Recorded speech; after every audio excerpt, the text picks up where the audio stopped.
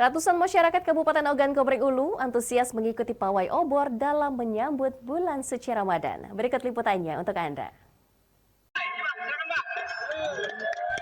Menyambut bulan suci Ramadan 1445 Hijriah, ratusan masyarakat ikuti pawai obor di Kota Batu Raja Jumat malam lalu. Meski sempat hujan rintik, namun masyarakat Kabupaten Oku sangat antusias dalam menyambut kedatangan bulan suci Ramadan 1445 Hijriah. Rute pawai dipenuhi dengan peserta yang membawa obor dan memancarkan cahaya, menandakan semangat kebersamaan dan kesiapan menyambut bulan suci Ramadan. Terlihat para peserta pawai terdiri dari berbagai kalangan, mulai dari anak-anak hingga orang dewasa dan juga para tokoh agama setempat.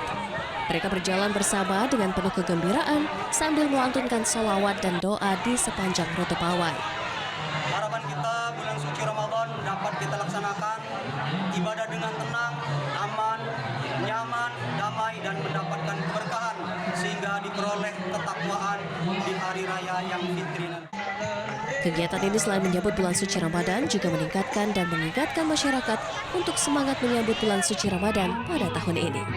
Dari Ogan Komering Ulu, Widori Agustino, Ainjus melaporkan.